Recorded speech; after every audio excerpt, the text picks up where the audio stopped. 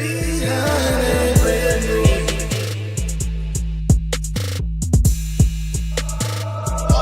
Facts Chicago.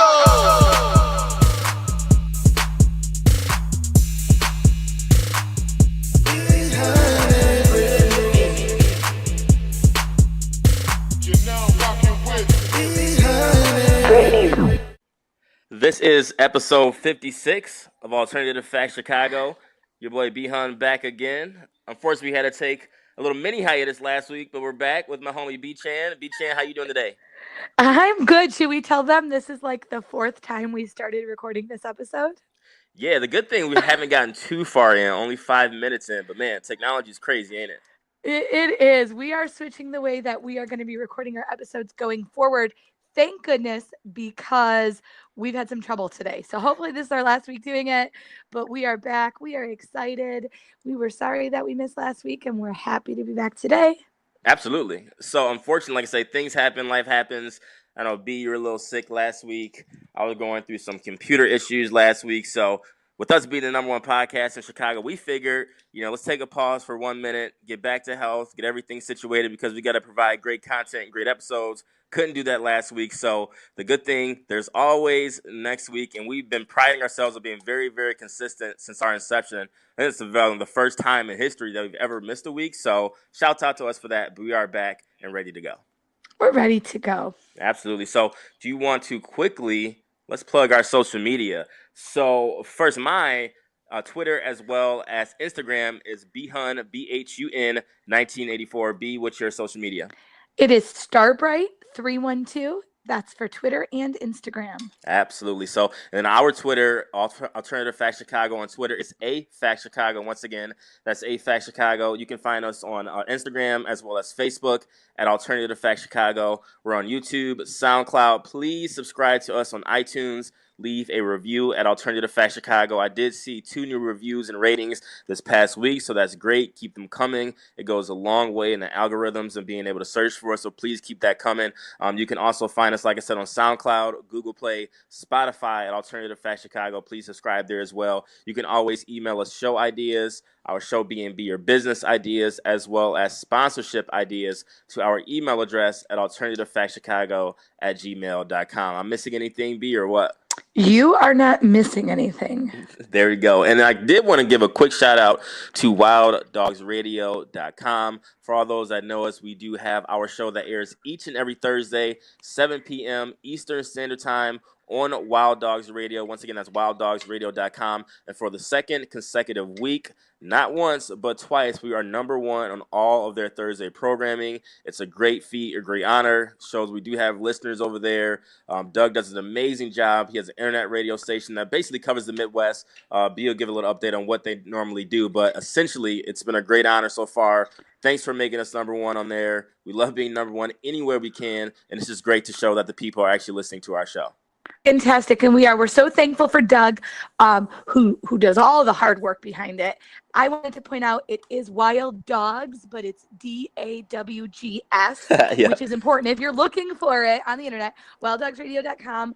So we wanted to thank Doug, who, if you listen to us on your podcast streaming applications, you may not check them out, but you should, because he is out there helping all kinds of up-and-coming artists, music, current popular artists, all kinds of music over there, all kinds of other content and programming, and they work really hard to put that station together, and they're doing an awesome job. So we're thankful for that, and we are thankful that if you are listening to us right now on wilddogsradio.com, thank you for listening to us there. You've made us number one on Thursday nights, and we appreciate it so much. Absolutely. And I know we got a little bit of good luck coming because I know you won a little money playing some random slot machines like a Walgreens or something like that. So tell us why this is going to be a good episode. It's going to be a good episode. It wasn't a Walgreens, but like in Illinois, I don't know those who aren't familiar with Illinois, not that long ago, they kind of passed a law that places like gas stations or just like storefronts, I don't know who can have them, can have slot machines in their stores, which is crazy. So there's a bunch of them popping up all over. And this morning I was a little early to pick up my son at preschool. I had like 15 minutes to kill, and I saw one and I was like, I like to gamble. Anybody who knows me knows I like to gamble a lot. Yep. So I was like, I may just pop in there and just see what's going on, which is weird because it's like 11:30 on a Wednesday morning, and I'm just gonna go see what's going on. It was a cool place. It had a little bar, and then it had these slot machines. Well, I put my money in, and I won $98. And I Boom. said, "Give me my money. I'm out of here." And so that $98 may go a long way. There you go. That's for that car you had to get repaired. We won't tell that story now, but we'll save it for another day. Save it for another day. The $98 won't come close to covering it, but that's okay. There you go. And two, we were also guests on a couple podcasts, some great podcasts for the Midwest here in the past week. B, where the hell have we been? We've been all over lately. We've been all over last week, and the episodes for these podcasts, both of them just dropped this week on Monday. We were live in their studio, which was awesome, with an incredible Chicago podcast called Sensible People. They are comedy. They are hilarious. Yep. They are not PG rated like our show. But B and I were up at their studio like a week ago Sunday and just had a great time with Taylor, Ryan, and Mandy. We laughed. We had so much fun. They're awesome, and their show is just hilarious. So make sure you check them out. We were on the episode that is the season 2, episode 1 premiere. But if you're not listening to them or subscribed, go ahead and check out all the other previous episodes because they will keep you laughing. Absolutely. They're funny people, hilarious. We had a great time. It was first thing on a Sunday morning, but man, we were woke up by then. It was a great episode. So make sure you check them out. Sensible People. You can find them on iTunes as well. And then also, we are also on the Awaken Soul podcast with CEO Hayes. That also dropped this past Monday. A little more of a serious tone. We were talking about some powerful topics. And man, BHun was on a roll. Just dropped a bunch of jewels for you all. So make sure you check them out if you have not. Awaken Soul podcast. CJ is a great dude. Does great work. He has a really good podcast. And if you're not up on it, make sure you check it out. So shouts out CJ, Southside Awaken Soul podcast, as well as Sensible People. Yes, thank you both for having us. We love the work that you're doing on your shows, so we really were honored to be guests with you guys. We appreciate you sharing your shows with us. Absolutely. So let's get to the fan of the week real quick here. And we like doing this segment each and every week. Our listeners are always tuning in to see who's going to be fan of the week and if they're going to get their turn. Just make sure you keep sending messages, commenting. You never know. We may be busy, but we are always watching. So this week, our fan of the week goes to a guy that actually went to Central Michigan with, Fire Up Chips. He's actually a DJ. He lives in the Southeast. Now, I want to say North Carolina or South Carolina, but his name's Mike D. He's always all over Facebook. So shouts out to our fan of the week this week, to Mike D. He's always commenting, leaving messages, Facebook comments on each and every episode, whether he likes the topic or not. He always makes his presence felt. So we really do appreciate that, and we thank you for listening and always supporting the #1 podcast in Chicago. So from my bottom of my heart, I want to say thank you for listening, and shouts out to our fan of the week, Mike D. Thank you, Mike D. We love when you comment. We love especially because you don't hold back. You let us know what you're really thinking, and you let us know if you care about the topics we're talking about or not. So thank you for engaging with us. That's what makes it fun for us. I know we say that all the time, but Mike D is on Facebook. He is keeping us laughing and making it fun. So thank you for listening. Absolutely. I'm ready to get to the meat and potatoes. We got a lot to discuss, but quickly, first, we got a couple more reminders of where we'll be at in the next couple of weeks.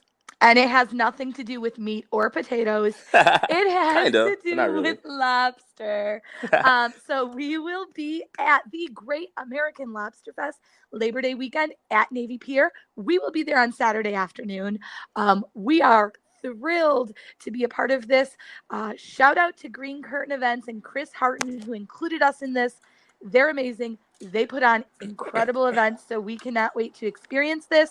But we will be out there. We will be eating lobster. We will be drinking drinks. We will be listening to the live music, and we hope that you will be too. If you follow us on social media, you will see we also have 2 tickets to give away, and there has been like a contest going on. Really, just to enter, you just have to follow the directions included in there, just involve making a comment or retweeting the tweet about it. We'll enter you. The winner will be drawn at random on this Friday, August 25th, and announced. So if you don't win your pair of free tickets, it still gives you a week to go ahead and get out and buy your tickets so you can come out and eat lobster. Can't wait. It's going to be a fun event. You know, the end of summertime shy, Labor Day weekend, being outside, Navy Pier. And I'm not even a big seafood or a big lobster fan. But you know what?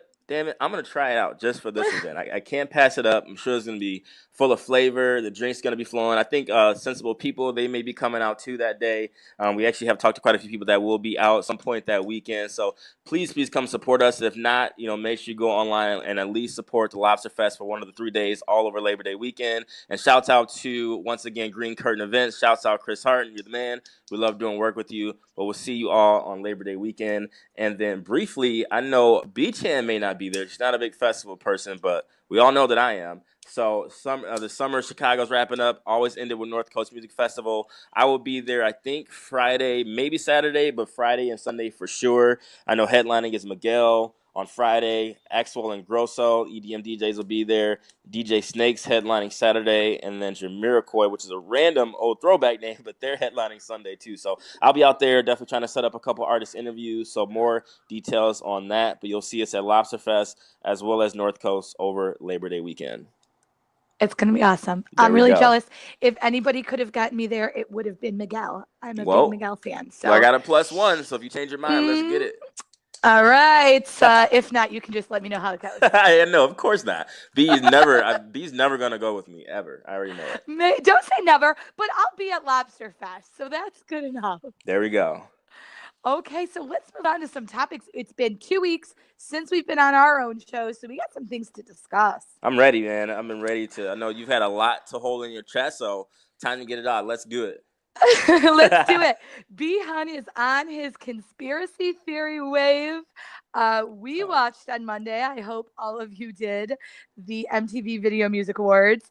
And BHun noticed a weird thing happening going all the way back to the Billboard Music Awards earlier this year. He seems to think that these music awards are catering towards women artists, featuring women artists winning awards and performing. He thinks it's been overwhelming.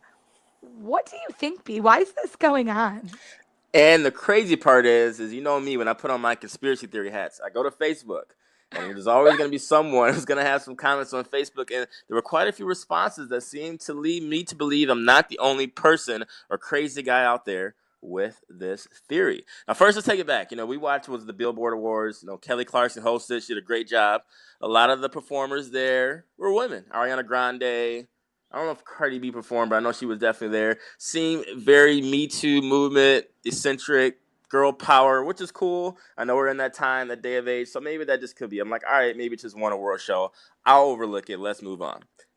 This time we get to the VMAs. Who opens the show? Of course, it's Cardi B. All right? Okay, cool. Yeah, Cardi's had a great year, so of course she has to be out there. Then they will out there Nicki Minaj. And then they will out Ariana Grande. Then they will out to give the video vanguard to Jennifer Lopez. They had Madonna come out to do a little tribute or non-tribute, whatever the heck that was, to Aretha Franklin, which I'll talk about a little bit later in the show too. But if you think about it, they really didn't focus too much on the guys. Like even for the awards that won, like Nicki Minaj won like Best Female Hip Hop, Ariana Grande won like Best Pop, Cardi B won, well, I think Rookie of the Year, Best New Artist. The second runner-up was also a woman as well, too. J-Lo and Cardi B won, like, Best Collaboration. Camila Cabello won, like, Best Overall Best Video and, like, Best Artist. I'm like, man, you really, like, did the guy just not have a good year outside of, like, a Drake, Bruno Mars, Kendrick, or what the hell is really going on? And it leads me to believe, like, are they really making sure that women in 2018 are just at the forefront? I don't know. I could be wrong, but this is like my observations. That is what I was saying. You mean to tell me that Drake's God's Plan, which was an amazing video, couldn't win one award that night? I think Childish Gambino did win something. Travis Scott performed. Who the hell is Shawn Mendes? I don't know. He was out there at the very beginning getting rained on from the sky. That was kind of weird. But if you think about it, they really didn't focus too much on the guys. And maybe just because they weren't in attendance, so maybe they focused on the women. But where there's smoke, there's fire, and there's something in the air. And I want to hear your thoughts. But why the hell are all these award shows catered to them? They're fire. They're doing great. But come on. We got to even this out a little bit. Well, I had to come with some fun facts. There you go. You're the fun fact person. You knew I was not going to come without some real statistics here. First of all, I do think actually you hit it on the head when you talked about them wanting to have who was in attendance. So is this really an indictment on MTV and who MTV can get to show up and perform? Because when you think about it, what hit me was the best collaboration. So it was the J-Lo and Cardi B De Niro. Like, I don't think anybody cared about that. I never even heard of that song before. Yeah, nobody likes it. Nobody cares about it. And they went over apeshit, which was Beyonce and Jay-Z. Right. Now, obviously, Beyonce also a woman, so it wasn't the woman thing, but Beyonce and Jay-Z weren't there. The Migos were there. Weren't they nominated like with Drake for Walking Like a Target? They didn't win. Maybe, but Drake wasn't there. Drake's never there, though, but I give him that. But Drake was, and I'm not even saying there's anything wrong that these people aren't there. I'm just saying, is it a matter that MTV, I mean, it's kind of embarrassing if you start giving awards to all these people who don't even show up to your show. Facts. So I think that's a piece of it. Now, here's the fact. Your perception is not necessarily reality, because in January 2018, just this past year, some stats came out over the last 6 years at the Grammys.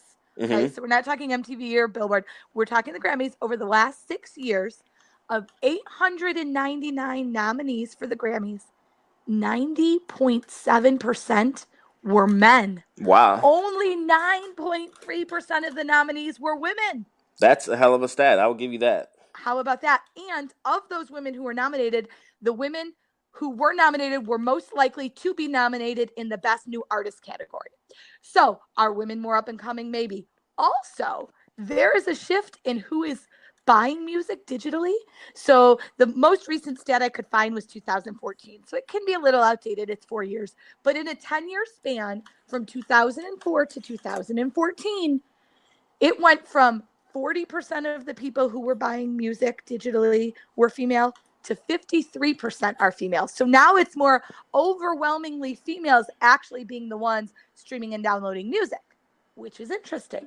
Now, not to say just because a female buys music, she only wants to listen to female artists, but it does kind of show a little bit of shift in demographic of who's really driving this, where's the money coming from, right? And if it's a little bit more female driven. With that said, I agree with you. Not so much with the billboards, because what we've said about the billboards before is, especially when you're talking about the awards, that's strictly charts driven. So, I mean, it's who's on the top of the charts. So right. If you feel like it's a lot of females, it's because that's who people are listening to. So there's no conspiracy there. But in terms of performances, and I agree with MTV, it was kind of odd, and it almost felt like a stretch with some of the people that they were really highlighting as kind of the stars of their show.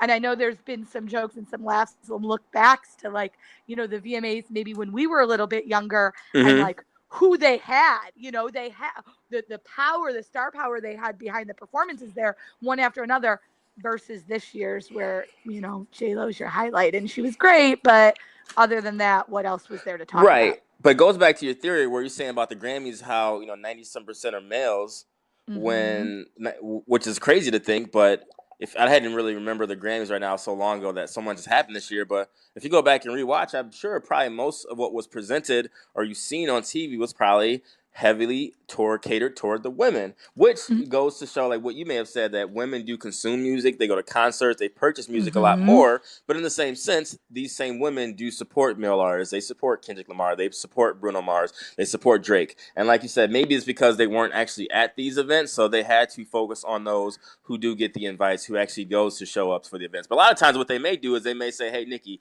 Minaj, you're going to win, you know, best female hip hop, or, you know, Ariana, you're going to win this award, so make sure you come. If you come, you can't perform. So I know there's a ton of politics going on, but you're not going to let me believe that there is no conspiracy theory when a lot of these award shows do cater toward women. I'm not the only one who thinks this. I want to hear your thoughts, too, of why this may be. It could just be 2018, the Me Too movement. I don't know. But I'm sorry, Nicki should not have won over Jay-Z, Beyonce, Drake. None of them. She shouldn't have won, but hey, what do I know? What do you know? No, and I don't disagree, but I also think you have to realize the number one priority of MTV is ratings, not the Me Too movement, that I think. So they're putting on the best show that they can, that they think will do the best. Right. For whatever reason, whether they're right or they're wrong. You know, so whether it's a matter of interest from the artist actually wanting to be on their show, which you could understand maybe they wouldn't, because looking back, it certainly was kind of lackluster. Right. Or, so whether it's that interest or simply who MTV thinks is going to draw a crowd and you know, MTV thought Cardi B and Nicki would draw some attention. Absolutely. And speaking of that, I did want kind of to quickly get your thoughts on this whole drama between Nicki Minaj, Cardi B, women entertainers in general.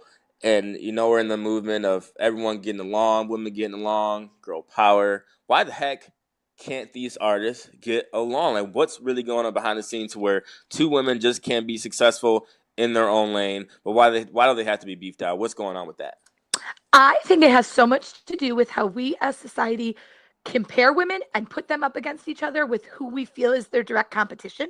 So in this case, you're talking about Nicki Minaj and Cardi B, and the whole narrative is how Cardi B is taking Nicki Minaj's place as the queen of hip hop, whatever you want to call it, right? The female MC.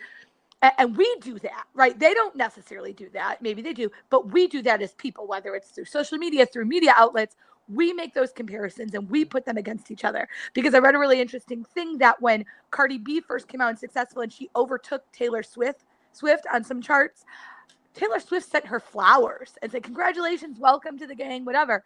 Because Taylor Swift probably was not threatened by Cardi B in terms of taking over her music. And certainly nowhere in the media were they plotting Taylor Swift against Cardi B.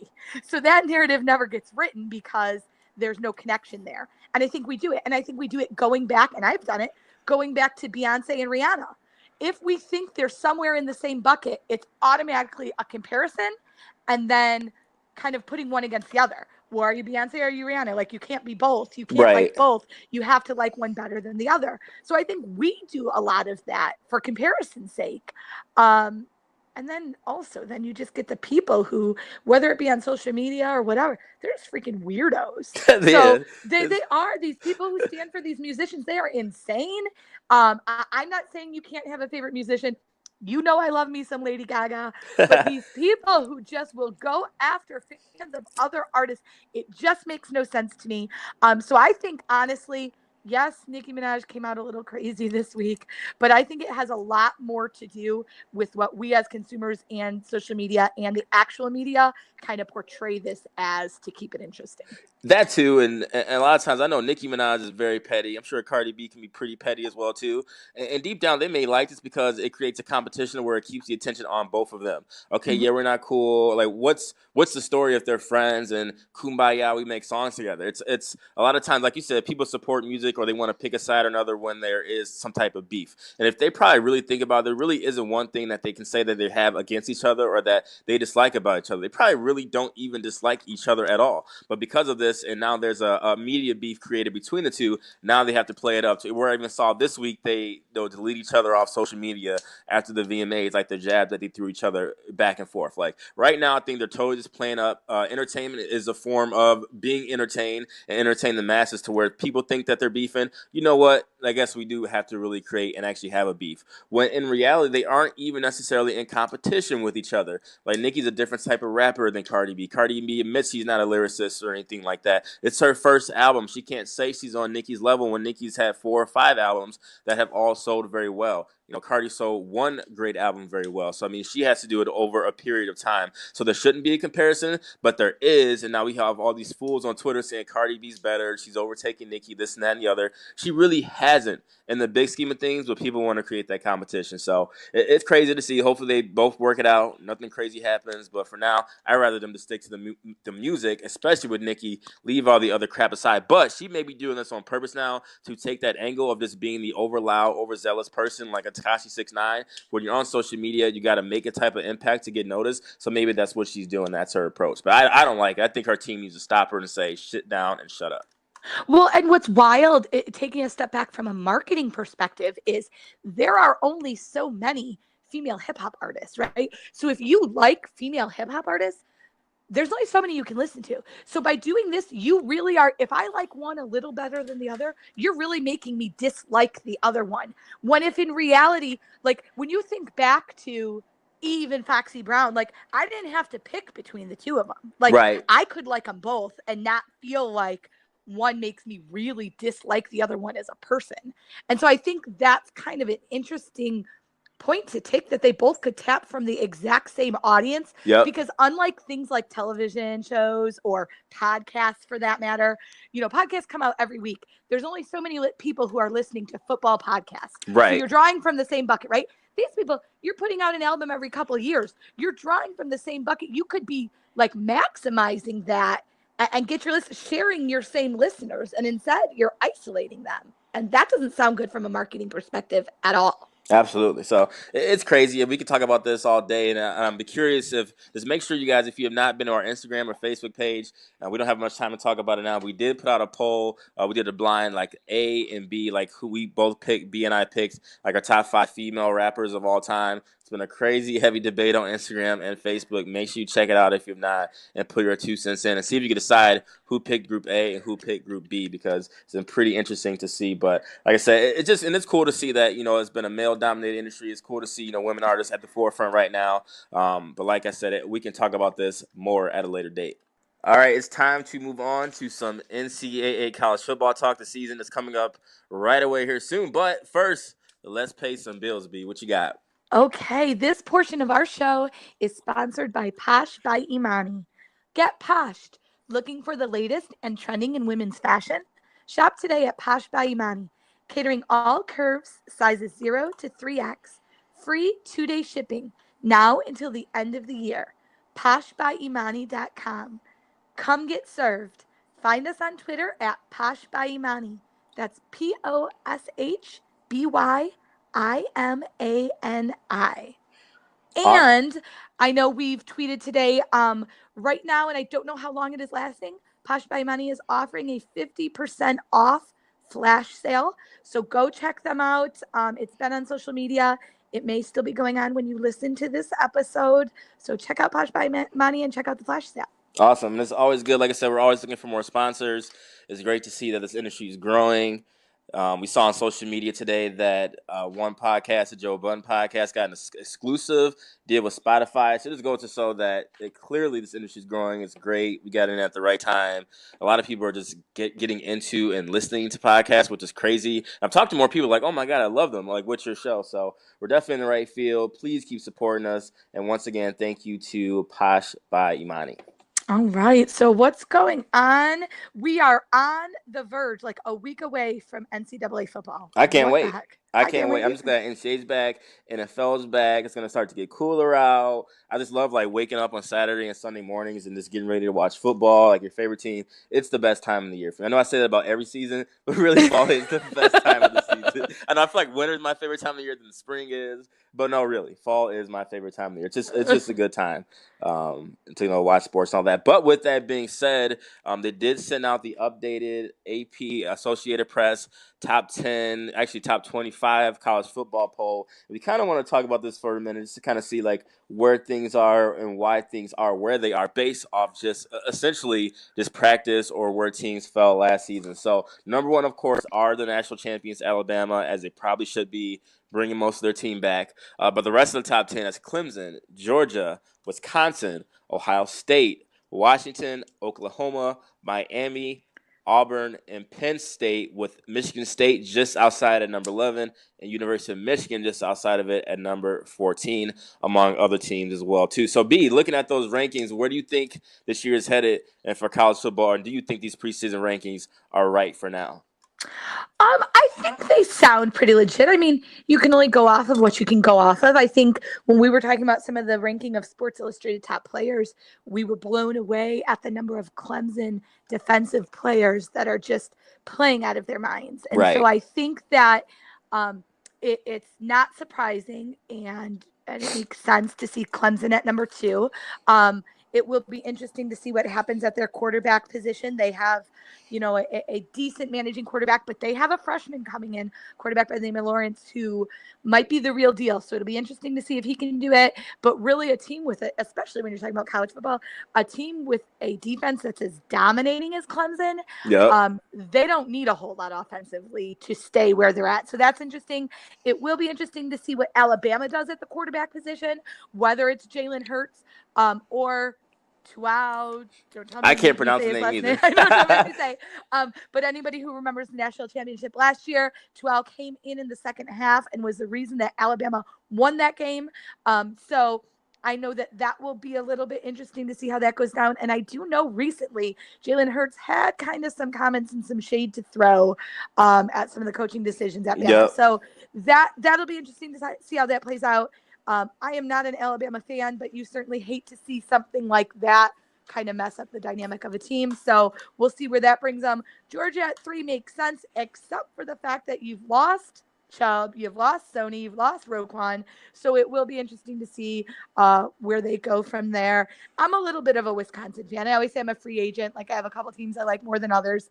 I like Wisconsin. I love Madison as a city. I think it's a super awesome city, super awesome like college town, college campus. So I like them. So that's interesting to see. And then most of all, I was just shocked to see Ohio State at number 5 with everything up in the air with Urban Meyer. Now, we thought we would have a decision by the time we recorded this. It's about 6:30 in Chicago on Wednesday night. We thought the decision on Urban Meyer's reinstatement or not would be out by now. It is not out. Yep. I was just amazed to see them still at number 5 with so much up in the air in regards to coaching. It's crazy to say. I mean, I guess they kind of have to because no matter what, they do still have dynamic talent. They do have probably a top 5 roster out there. So they probably had to be number 5 for right now. And it seems like you said with the way there hasn't been a decision on Ohio State yet, leads me to believe, and I hope I'm wrong on this. I do want Urban Meyer out, but he may just stay. But we'll see. Like I said, we'll come back here and eat crow and say I was wrong if he's reinstated. But I'm sure we'll know probably by the time this episode's out, we may have an answer there. But overall, obviously, you have to have Alabama number 1. Probably good to have Clemson number 2 with their defense is just going to be incredible. My takeaway from the top 15 is all the Big Ten teams in it. You know, Ohio State, Wisconsin, Penn State, Michigan. That's 5 teams in the top 14 picks. That's a lot, and I think it just goes to show how much the Big Ten has improved over the years, how much more respect they've finally gotten. It's always been SEC, or Big 12, and the Big Ten was always overlooked. Now I feel like we're getting our just due. People are really paying attention to us, and really, we do really just have the best teams. People may say it's not the most exciting or sexy type of football, but in reality, over the past few years, the Big Ten has dominated the SEC. I'm pretty excited just to see what happens this season. Who knows what's going to happen in the Big Ten, but right now, Alabama is looking like the front runner. Most teams love to hate on Alabama, but I'm sorry, I'm not one of them. I don't root against them, but if they have the best team, you do it, Nick Saban, you keep winning. Yeah, and I want the record to show I wasn't sure previously. I actually thought he might be fired, but the fact that Urban Meyer was there today, right? I think that tells us he will be reinstated. So you're going with no, I'm going with yes. We both want him to be gone regardless. So right. We'll wait and see what happens. It'll be crazy to see. But what season starts next weekend, I believe. Yeah, Labor Day weekend. I think Michigan has a night game against Notre Dame. It's a huge start. Michigan better win that. It's now or never for Jim Harbaugh. Everyone knows I'm a Michigan fan. If he doesn't do it, at least have, I would say 9 wins, the absolute minimum. But I'm going to go 10 or 11, hopefully at least 10. But if he doesn't have at least 9 wins, boy, you're in trouble, sir. Well, I'll tell you what, me and your boy Michael Lofton were talking, and I think on your schedule you have like 5 or 6 games against teams that are ranked in like the top 15 or something. It was something crazy like that. So it will be interesting to see how they can do up against some really good competition. But, you know, maybe they get it done. We just got to beat our rivals. We just can't keep losing to Michigan State and Ohio State. They got to beat one or both, at least one. But enough of that. We'll see what happens. I can't wait for the season. It's going to be exciting. Absolutely. So what do we have? What's next, B? We got to talk a little bit of politics. It's been a crazy 24 hours. Oh, yeah. One step closer maybe to getting our boy Donald Trump out of there. Maybe not. But what the heck's going on with Michael Cohen? Yeah, so this was super exciting yesterday. Super exciting if you're a politics nerd like me. Maybe you were all up on this. I love it. Were you saying like CNN and chill or something? I said, people Netflix and chill. I didn't even watch Hard Knocks last night because I said I was CNN and chill because impeachment is sexy and exciting. So with that said, I was CNNing last night, and basically yesterday was a matter of 2 big things happening. The less talked about was the Paul Manafort case trial, basically, that came to an end. And those who didn't follow it that closely, Paul Manafort was convicted on 8 counts. And he was Trump's former campaign chairman. He will now have an additional trial in Washington, D.C. starting September 17th. So he was convicted yesterday, 8 different counts. That's done. And that wasn't even the biggest story of the day. In addition to that, Michael Cohen, who was Trump's personal attorney, pled guilty up to 8 counts yesterday.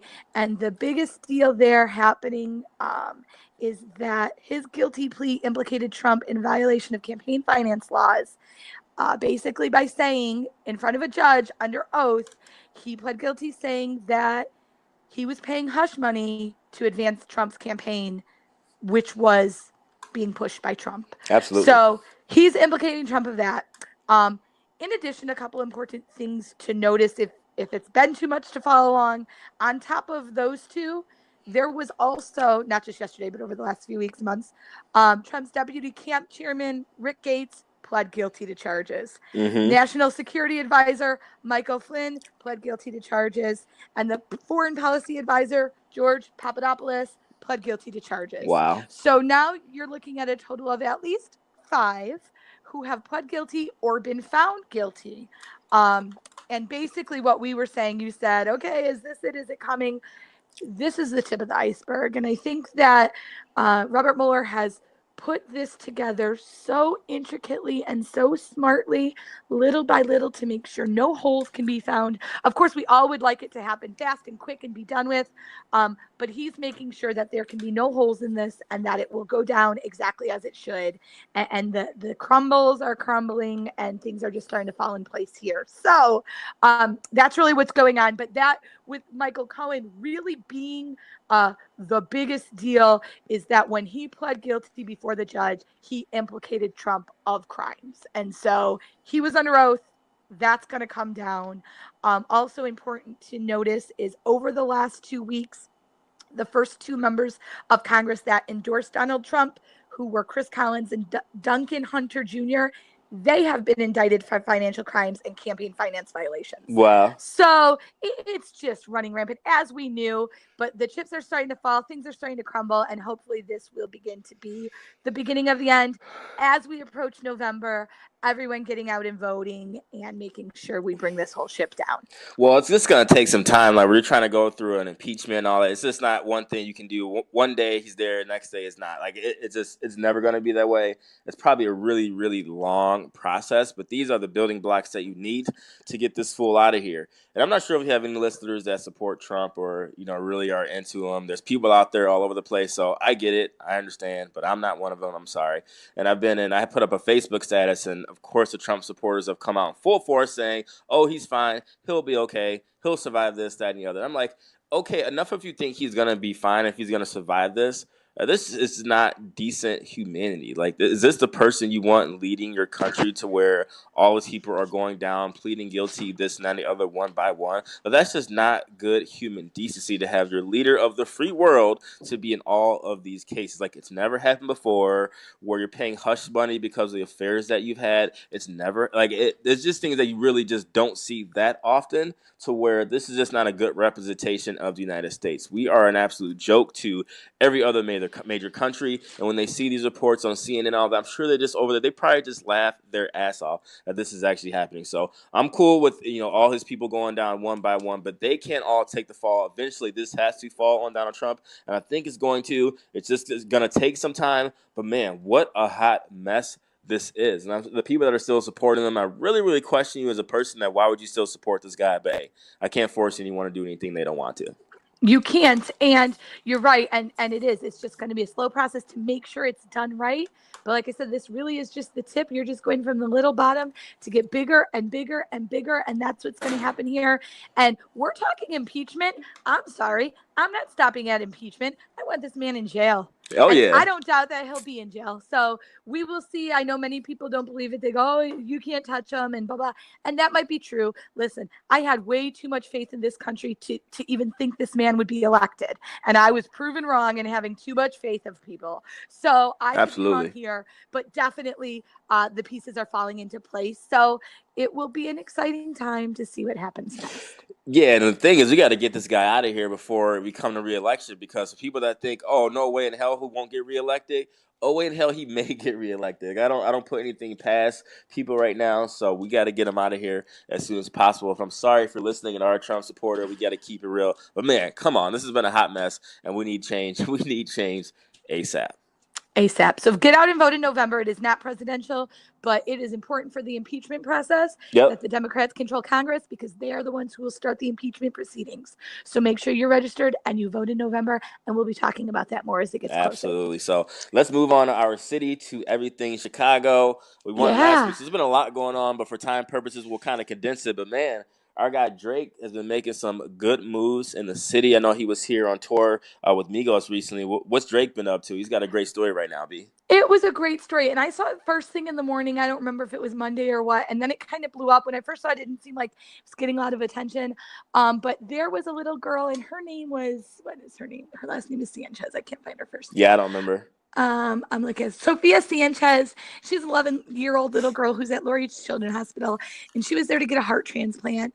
And she loves Drake, and she put together a Kiki challenge video, and she filmed it in the hospital hallway with her and her IV, and it was the video of her doing the In My Feelings, and that video got around to Drake, and Drake saw it, and Drake was touched by it, obviously, and so Drake surprised her. It gives me a little goosebumps. Drake surprised her at her hospital room at Lurie's Children's Hospital, and she was so excited. She said she couldn't believe it. She didn't think it was real. And so there is some video out there you can watch if you want to watch it, because it's really sweet. But he just surprised her and spent some time with her, and they talked about Justin Bieber. They talked about basketball. He took some pictures with her, and certainly made her day. And so it's always amazing when we see people of celebrity status use that to bring light to other people, especially to kids. And because this happened in our own backyard at Lurie's Children's Hospital, we wanted to highlight it. We wanted to thank Drake, and hopefully you'll check out the story and watch the video, because it's really sweet. Yeah, shouts out to Drake for that. Like you said, it's amazing when someone that's famous or celebrity status can use that power for good and brighten someone's day, even if for a few minutes, and she'll never forget that moment for the rest of her life. So it was dope of him to do that. I hope, and I do see a lot of artists do it from time to time, more gets publicity than others. Please keep doing it. You know, you may be very busy, but people are going through a lot, and just your presence can brighten their day. So that was a dope moment. So shouts out to Drake for that. And I heard his concert has been amazing. Drake and Migos tour has been great. I was at the Jay-Z and Beyonce show at Soldier Field a couple of weeks back. Amazing show. Probably one of, if not the best production I've seen for a concert in history. It was just their whole presence, their transitions. Jay-Z and Beyonce, they do it right. It was probably one of the best shows I've ever seen. But enough of that. Now, for all Chicago Cubs fans out there, they actually just made a trade, and I'm not even sure if you know who Daniel Murphy is. You know who he is, B? I have heard of him. Okay, he's a great player. He played for the Washington Nationals, just got traded to Chicago just yesterday to kind of shore up some help that they need for depth in the infield. Everyone knows Chicago Cubs hitting has been pretty bad this season. I think they're like 14th in scoring in the National League, which is not that good for being a playoff team, but Daniel Murphy's actually be hitting leadoff right now. They're actually in Detroit playing the Tigers. He's going to be playing tonight. And a good fun fact to know, and I did my research, since you can't be the only one. How about that? But he's actually hitting a career .413 at Wrigley Field, which is amazing since that's going to be his home park now. He's a gritty player. Chicago Cubs fans will love him. He just may be the spark plug that we need for a playoff run, because right now we'll probably make the playoffs, but I just think something's missing. He could be that spark plug going down the stretch, because we need Chris Bryant back. We need Rizzo playing well. Baez, we need our whole team right now. So it's going to be a great playoff come October. It's almost here. But Daniel Murphy, welcome to Chicago. Welcome to Chicago. I'm excited about your fun fact. I like that. That was a good one. Did some research. I like you when you do research. I like you all the time, but I like when you do research. And no, I think it's exciting. I think it's important. We're still in August. So yes, it's a playoff team. Yes, we're a playoff team that needs a little bit more of a spark, but it's a good time to get things rolling and start peaking. So we don't need to peak in June or July. We can get this going and get rolling and get rolling right into the playoffs. So absolutely, could be perfect timing to make this happen and make the run, because we know if the Cubs are in the World Series, you and I are at least half right about our predictions. There we go. I think they'll make it. They better make it. The National League's not so hot this season, so definitely got a real shot. But playoff time, October in Chicago, can't beat it. It's a lot of fun. Your favorite time of the year. Okay, so then moving on quickly, one last thing we wanted to discuss in terms of things going on in Chicago is in regards to a recent story that came out about how Chicago was looking to reform their police and different things happening. But at this point, they've kind of gotten a little bit of scrutiny as well as some suggestions from the ACLU and Black Lives Matter. So as Rahm Emanuel was talking about some changes to the police and things that police were doing to make policing safer and more effective in communities, the ACLU and Black Lives Matter have said that the plans to reform Chicago police don't go far enough. What's important in this, and it's a story that was in the Chicago Tribune, what's important is they didn't just criticize it and say that it didn't go far enough. They gave some suggestions that things that needed to be happening and things they'd like for the Chicago police to do to make it more efficient. And one of the most important things that came out of it, I thought, was they were looking for a proposed consent decree that changed the way that the police officers would deal with people who were suffering from mental illness. Yep. And so they argued that they'd like to be able to say that there would be certified crisis intervention officers who could respond to calls involving people who had mental health issues, and that they could create a behavioral health unit that would allow civilians to intervene in crises and route people with mental health issues away from the justice system. And I think that's such a great idea. And I understand a lot of times we have people criticizing the police, which is not fair.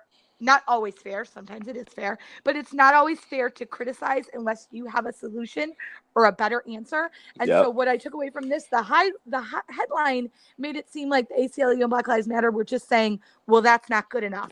But in reality, they came up with some suggestions, and this suggestion surrounding mental health seemed to be one of the best ones that I saw in ways to kind of combat that police presence and really make it more about streamlining this process, which seemed like a good idea. What do you think, babe? Yeah, so I saw a couple other ideas that they had about using like the least intrusive response and dealing with the minor offenses. So just how they come at or, deal with people who have a type of offense, not just being over aggressive. And like you said, or if there is some type of offense, like you said, give an idea of doing something like helping with their public health or just like getting some treatment and things like that. The problem is when something happens, you immediately just throw them in jail. You throw them to the wolves, and that not really solving any problems. I was talking to a guy the other day, and I forget what country he's from, but he said that they closed down all of their jails because there was no need for it, like all their problems. And they said even like prostitution was legal there, like certain types of drugs were like legal there, and there's still no jails because what happens if someone gets in trouble, they give some type of treatment or type of counseling that may help them to make them a better person. Not just all of a sudden just throwing them to jail, throwing them to the wolves. So we know why there's jails here in the United States. That problem is never going to end. We don't need to talk about that right now, but it's the fact that the ACLU and Black Lives Matter are trying to give alternatives for these things, and they want them to police to start being able to report like every taser or gun incident to where they had to draw their gun. And I don't know if that'll happen or not, but a lot of times those things go unnoticed. It should be reported. So like you said, I'm glad that they actually gave ways to improve the system, not just saying, oh, we're not doing enough. So it was an interesting article. Make sure you check it out. Always looking for ways to improve the city. Obviously, we have a lot of crime, and it's improving, but there's still a lot of crime, so we all need to help together. Absolutely. And then lastly, briefly, this past weekend, I was out of town, so I missed it, but there was the annual Air and Water Show. I did see a lot of videos on Instagram, Snapchat. Looks like a lot of my friends were out there. It's always a good time. I mean, Lakeshore, like the lake around North Ave and on down, is always packed for it on Saturdays and Sundays. So if you were out there, hope you were safe. Hope you had a good time. I didn't hear of any casualties this year. Sometimes it does happen wildly enough, but Air and Water Show is always a good time in Chicago. But yeah, coming up Labor Day weekend, everyone, if you're out, please be safe. Please stay out of trouble. Go out, have fun, enjoy some time with your families, and rest, because it sounds like a lot of people are already back in school or going back to school very soon. And I know Chicago public schools don't go back to after Labor Day when everyone else is going to be in school before then. So for now, be safe and get ready for a good year. That's right. Absolutely. So what we got next? We got some quick hits. We got them. We got a few this week. So I know you said you didn't see the episode last night, but were you able to catch up on? Have you been watching the Hard Knocks season featuring the Cleveland Browns? Yeah, and I was so bummed. Hard Knocks is one of two shows that I typically watch when it's on. And so, but last night I was tired. It had been a long day. I wanted to watch CNN and chill. So I missed Hard Knocks. I know Des Bryant was on there, which really I should have been watching. But up until this point, I have loved it. I've loved the season. I think it's great. Of course, I love Jarvis Landry. Of course, I love Baker Mayfield. But I love the whole team, the dynamic. It's been really interesting. I love Hard Knocks every year as it is. But this has been a great year with the Cleveland Browns. So I can't wait to catch up on what I missed last night and see what else happens. What are you thinking? Yeah, it's been a great season. There've been some good seasons of Hard Knocks, some not so good ones. It's always a bad omen for your season. And it seems like a lot of teams that are on Hard Knocks has a bad year. Of course, can't get any worse for the Cleveland Browns. So I would say I've been very impressed with their show so far. The coaching staff seems to be impressing me. Des Bryant being on the episode last night was great. Make sure you check that out. It was funny. I mean, he seemed pretty warm. Like everyone gave him like a warm reception from the fans, the teammates to personnel. It seemed like everyone wanted him to be there. Obviously, he's not signed, which I think he was not signed because Josh Gordon does come back at the end of the episode. So it looks like he may be okay. So maybe that's the reason that they're holding out. But overall, A+, thumbs up, love the show. Make sure you check it out. And I'm actually rooting for the Browns to be at least decent to good this year. They seem to have a lot going on. They've changed up their whole team and personality. Come on, Cleveland, I'm rooting for you. Me too. I think I predicted 8 wins, so I'm standing by that. Yeah, that was a little. I think I'm going to go with 6, but the high end of 7. But 6 is where I think they're going to fall. But that's better than 0. That's right. Anything's better than 0. Okay, so just coming out, I think today, Kobe Bryant is rumored to be playing in next year's Big 3 league. How big would this move be? This would be a game-changing move. I mean, a lot of people actually go to the Big 3. I went to the game here in Chicago. It was pretty packed. I was surprised. It was pretty packed. But if you get a name like Kobe Bryant, every single arena will be sold out. It'll change how you view this whole tournament, this whole program with the Big 3. Shouts out to Ice Cube for doing that. If Kobe Bryant does it, every big star NBA player when they retire will start going to the Big 3. Like, obviously, a lot of all-stars that do it.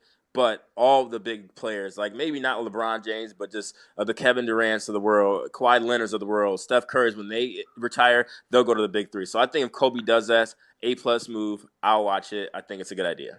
Yeah, I think it's exciting, and I love that. Like, and to me, it kind of shows, not that if somebody doesn't do it, it's a bad thing, but I love to see people who really love the game that they played. And Kobe Bryant doesn't need any more money. He doesn't need any more, attention. And so if he does it, because he loves the game and he misses the game, I think that that's awesome. Absolutely. So, Kobe Bryant, please do it. You have our full approval. Yeah, and that's all he needs. I'm sure that's what he was looking for. And you got this episode. Don't you worry. I think so. BNB and KB. Okay, so just this morning I sent this to you. We found out that the Future Nicki Minaj tour has been canceled in North America. What does this mean? Oh, this was your thing to ask. It's all good, but I'll answer first, though. Okay. So, a couple things here briefly. There's a few reasons why. First of all, I think the ticket sales are not going well. And they weren't even going that horribly, but it's not that great. You got to remember, they're in an arena. They're not in like an amphitheater or a bar or a club or anything like that. We're talking about arena where you got to sell, 15 to 20,000 seats. That's very tough to do in this climate. Nicki and Future really don't mix, like their fan bases don't mix. I don't think that was a good pairing for them. Future's not as hot as he once was. I think Gucci Mane would have been a better alternative to Nicki Minaj, which is the reason why they've kicked, honestly, they kicked him off the tour, but they're replacing him. They're just rescheduling days. So she is still doing the tour just without Future. But also, too, music festivals are huge right now. There's festivals all over, so that may be hurting. Like, who wants to go see an arena tour to see Nicki Minaj? Twitter, like, a lot of times, people just really don't support people as much as you think in person as they do on Twitter. They'll go hard for you on Twitter, but will they go see you at a show? Maybe, maybe not. And maybe arenas just aren't their level for Nicki Minaj and Future in 2018. Maybe people don't want to see him in the arena. I don't know, but I'm okay. I wasn't planning on going to see them, but you can sell out an arena. You can sell out festivals. Just ask Drake. Just ask Jay-Z. It is possible, but there's a lot of factors involved. I don't think this is the right time for Nicki and Future to be going on tour together. Yeah, I agree. I thought it was an odd pairing when it came out, to be perfectly honest. Except for the fact if you thought you could draw enough Future fans just on his name, enough Nicki fans just on her name, and then combine them to fill the stadium. Like, whatever. I thought it was an odd pairing. Yeah, I don't think I know enough people who are that hot on either one that they're filling arena tours across the country.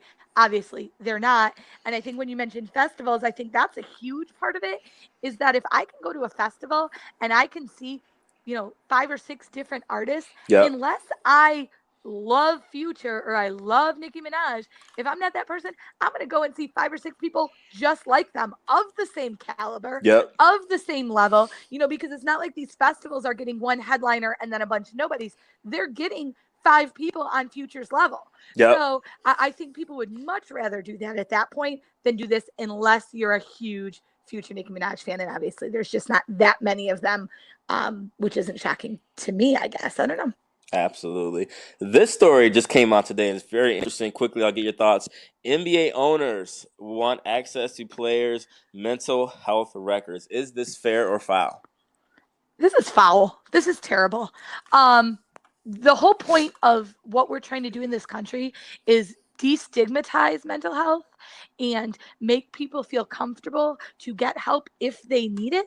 And so to me, NBA owners wanting to do that is only going to encourage players, especially young players coming up. You know, if LeBron James has a mental health issue, nobody's not going to sign him to a contract. But young players coming up who might not want to seek help because they don't want that stigma attached to them, and knowing that their future employer can find out, that's terrible. I can't imagine any other employer in this country, well, probably some, but most employers in this country don't have access to that information before you get a job. So I think it's terrible.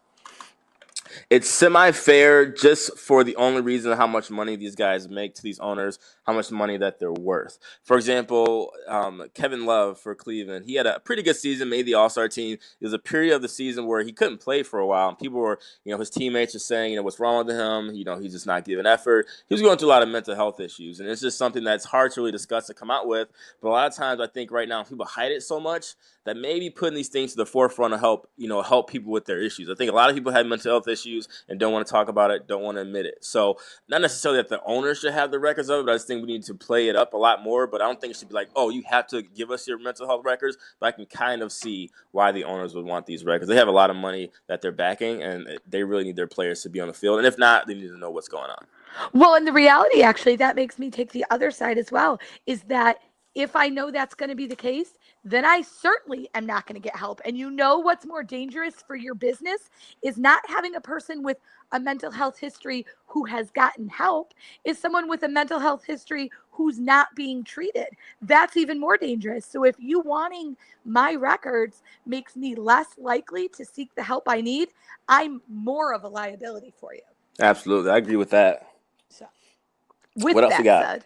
said, B, the WWE, my favorite, SummerSlam, was this past weekend.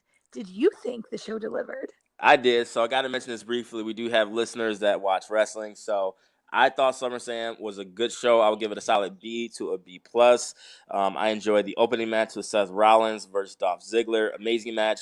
Glad to see Ronda Rousey with the WWE Raw Women's Championship. The Miz versus Daniel Bryan delivered. Great match. AJ Styles, Samoa Joe. I love that match. Great storyline progression. And the way that the WWE kind of fooled the entire crowd in Brooklyn by having Braun Strowman say he's going to cash in his Money with the Bank contract versus Roman Reigns and Brock Lesnar was a great idea to hook the fans, because normally if you don't watch it, they were pretty prepared, the crowd, to crap all over the Roman Reigns and Brock Lesnar match. It couldn't do it, and I'm glad Roman Reigns won. Brock Lesnar's finally not the champion. So overall, I thought it was a great show. And B, can you even name or do you know anyone that I just mentioned?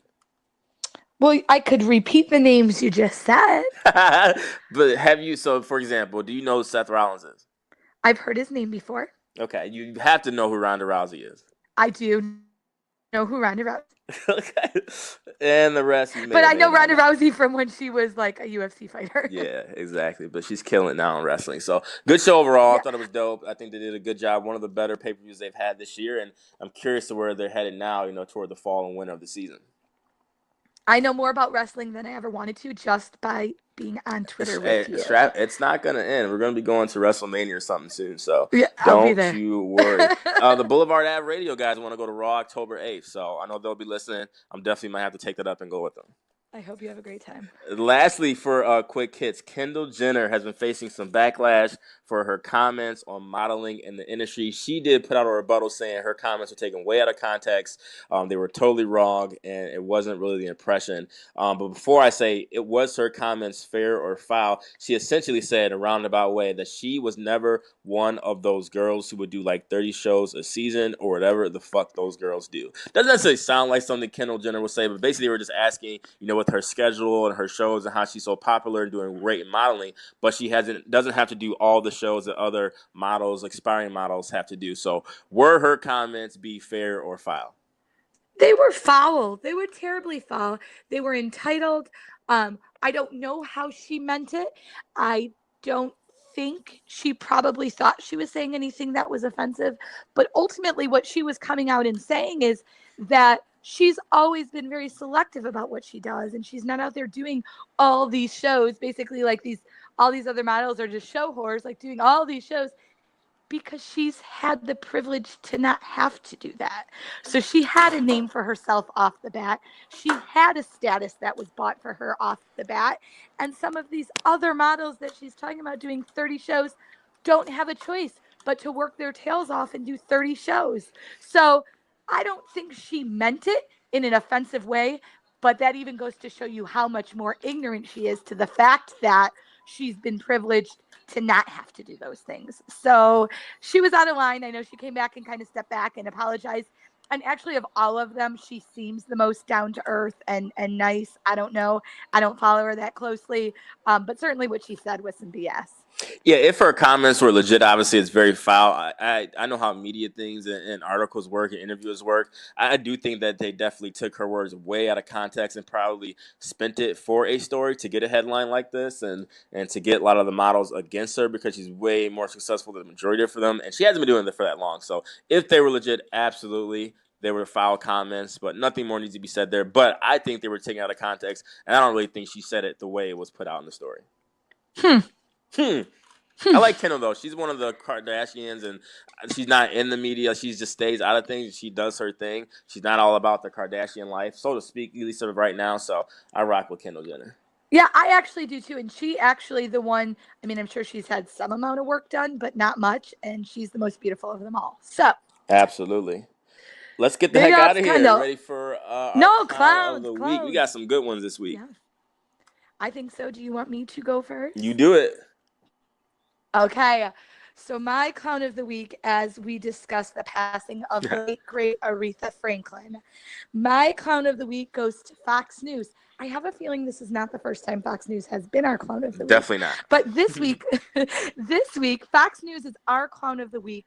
While attempting to pay tribute to Aretha Franklin, they put a picture up, and there was 2 pictures on their screen, and one of them was Aretha Franklin, and the other picture was not Aretha Franklin at all, but it was Patty.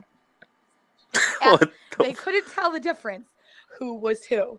After that happened, they issued an apology, and they said that their intention was to use a secondary image of Aretha Franklin performing with Patti LaBelle, but the image got obscured. Well, in fact, that was a lie anyway. And the crazier part was because the photo was taken from a White House event in 2014, where in fact Aretha Franklin and Patti LaBelle both performed, but never on stage at the same time together. So my clown of the week goes to Fox News, who certainly cannot tell the difference between Aretha Franklin and Patti LaBelle. And then lied about it. Maybe because there's 2 older black women, so they were just like, "Oh, that has to be it, right?" Something. You know that they on that channel they have about 75 50-year-old looking white women with bleached hair who all look like the Crypt Keeper, they can manage to keep them all straight. Absolutely. But they can't tell the difference between Aretha Franklin and Patti LaBelle. Yeah, I can't stand Fox News. I'm not an avid watcher of it, so I wouldn't know. And now they're clowns. There we go. And my clown of the week related to Aretha Franklin, and she's definitely not the clown of the week. Rest in peace, Aretha Franklin. I got to be in Detroit a little bit for the past week, so very sentimental, had a great career. But on a more funnier side of the clown of the week, what the hell was Madonna doing at the VMAs this past week? And I don't know if she's on drugs or what, but A, she's getting the clown of the week for her outfit, for her hair. I don't know what she was doing. It was terrible. It was not a good look. She's also getting the clown of the week because it was apparently obvious that when she announced the VMA for Video of the Year, she was not a big fan of Camila Cabello because before she announced her name, she did a little side eye and made some weird face. So maybe she's not feeling it. Who knows? But you lay off Camila Cabello because she's the new GOAT. And that's my story I'm sticking to. You know how I rock with Camila. So she gets clown of the week for that. And then 3, she got clown of the week because whatever rendition or what she was supposed to say about Aretha Franklin was only a little bit about Aretha Franklin, but basically was like a little story about how she came up in the career, which had nothing nothing to do with Aretha Franklin, because all she kept saying was if Aretha Franklin wasn't there, Madonna wouldn't have been there. But the story that she kept saying of how she came up in her career had absolutely nothing to do with Aretha Franklin. And I'm sorry, Madonna, you have had a great career, but that was not your moment. That was about Aretha Franklin. And for you to come up there and barely mention Aretha at all and talk about why you came up in your career, newsflash, you really didn't care in that moment. So you took 3 big L's in that little short segment. It was good to see you, but you didn't really take care of that opportunity and do it well. And please, VMAs, MTV, they almost got caught in the week because that was a terrible rendition or whatever the tribute they tried to do for Aretha Franklin. They failed. So I guess it's going to be up to BET to take over the reins and make sure they give it a proper, tribute to Aretha Franklin. So for now, Madonna, you do get the clown of the week. It was outrageous, and someone's going to have to do it right. So we better not hold our breath. But I think Madonna did the tribute for Michael Jackson and Prince also. So I don't know how she keeps being chosen to do these things, but none of it makes any sense at all. Nobody likes Madonna. Nobody cares about her, and she is a clown. Well, that was a fun episode. I'm glad to be back. I missed you not being able to record last week. It's always good. It's always my favorite hour to hour and a half a week, just kind of coming on and shooting the shit about everything that's going on in our city and all across the country. So I'm glad we're back. That was a dope episode. I'm glad we're back, and we get to spend some time together again, getting our pictures taken. Oh, yeah, we are definitely. We're doing a photo shoot this Saturday, so we'll definitely have some more photos to put out on social media. It's time. We've actually had a busy summer. We've done a lot to grow this podcast. We make some waves, and the industry is doing well. So I think we're in a really good place. I'm pretty excited for the fall and what we have in store coming up next. Lots of good things coming. So thank you to everybody who's listening. As we said, thank you for those who listen on Wild Dogs Radio. Thank you for 7 Live Culture, who hosts our show on their channel as well. Thank you for listening on Apple Podcasts and everywhere else you listen. Please keep the feedback coming. Please let us know what you like, what you don't like, what you agree with, and what you don't.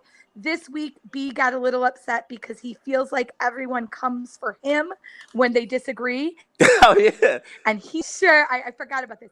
He's not sure why no one ever comes after me when they disagree with me. Please know you can. If you don't like what I'm saying, let me know. I can handle it. I want to know. No, I think it's because you're a woman, so they take it easy on him because they don't want to hurt your feelings.